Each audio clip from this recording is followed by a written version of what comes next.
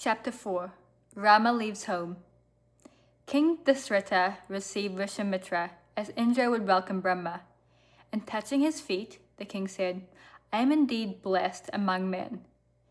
Your coming can only be due to the merit of my ancestors. Like the morning sun that dispels the darkness of night, your face brings joy to my sight. My heart is full. Born a king, you have become through tapas Brahma Rishi, and you yourself have come seeking my dwelling. Is there anything in my power that I can do for you? If so, command, and I shall obey. Vishwamitra was rejoiced to hear these words of Dasratha, and his face brightened. He said, O king, your words are worthy of you. Born in Ikshvaku line with Vashishta for your guru, what else could you say? You have said yes before I asked. This fills my heart with joy. And he straightway explained the purpose of his visit. Vishwamitra said, I am engaged in performing a sacrifice. As it nears completion, two powerful Rakshasas, Maricha and Subahu, defile it. They shower unclean blood and flesh on the sacred fire. Like other rishis, we could curse and destroy them, but that would be a waste of all our tapas. Our troubles will end if you send with me Rama, the eldest of your warlike sons. Under my care he will grow in princely stature. He will surely defeat these Rakshasas, and his name will gather luster. Entrust Rama to my care only for a few days. Do not refuse my request. Fulfill the promise you gave me unsought. Of Rama's safety, you need have no anxiety. You will earn undying fame in the three worlds. Vashishta and your ministers will agree with what I say. Dasratha trembled with fear and anxiety. He had a hard choice to make. Either to give his well-beloved son to be killed by the Rakshasas, or himself incurs the terrible anger of Vishwamitra. For a few moments, Dasratha stood speechless, for he was stunned and bewildered. But recovering from the shock, he begged the sage not to press his demand, and said, Rama is not yet fully 16 years of age. How can he fight with the Rakshasas? Of what use is it to send him with you? What does he know of the wiles of the Rakshasas? It is not right that I should send a mere lad to fight them. I am here, and my army is ready to march. How can a lad protect you and your yaga? Tell me all about your foes. I shall go with you at the head of my army and do your bidding and serve your need. Do tell me about these desecrators. Vishwamitra described Maricha and Sabahu and Ravana, their master, and he demanded again that Rama should be sent along with him.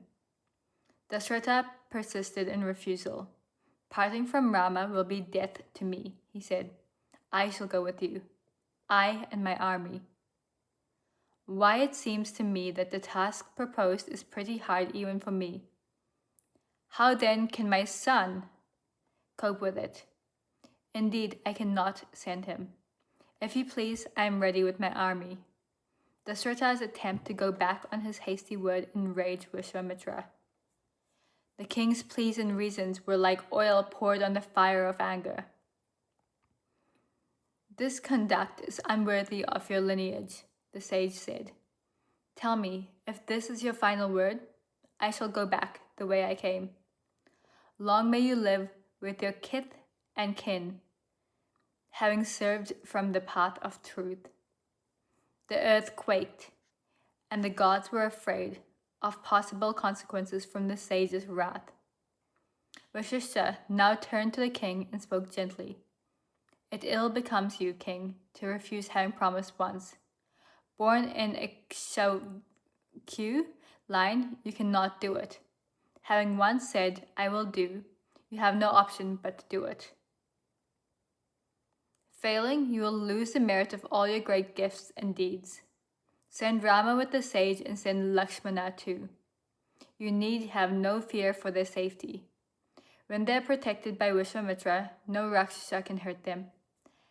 As the drink of the gods, shielded by the wheel of fire, so will Rama be by Vishwamitra. You have no idea of Vishwamitra's power. He is tapas in human form, bravest of the brave and wisest of the wise. He is master of every weapon. In the three worlds, there is not and there will never be any equal to him in martial or spiritual prowess. When he was the king, he obtained from the gods mastery of all weapons. He beholds the past, the present, and the future. Then why does he want the princes, you may wonder? He can well take care of himself of this yaga, but it is for the good of your sons that he has come here and appears to seek your help. Do not hesitate. Send your sons with him. Listening to the wise Vasishtha, Dasharatha saw things clearly and made up his mind to send Rama and Lakshmana. The two princes were then brought to the presence of the sage.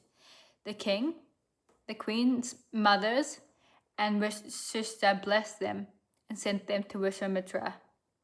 A pleasant breeze wafted the flowers, and the flowers were strewn by the denizens of the heavens. Auspicious sounds were heard. Bow in hand, the two lads strode proudly on either side of the sage. Valmiki and Kamban revel in this picture of the two handsome princes marching out to their first adventure under the guardianship of a great rishi, who had also been a renowned warrior, a teacher who could create a new world. And beside him, head erect, two princely pupils born to end the Rakshasa race, with swords of victory hanging from their waist, bows and quivers mounted on strong shoulders, they moved, each like a three-headed cobra with uplifted hood.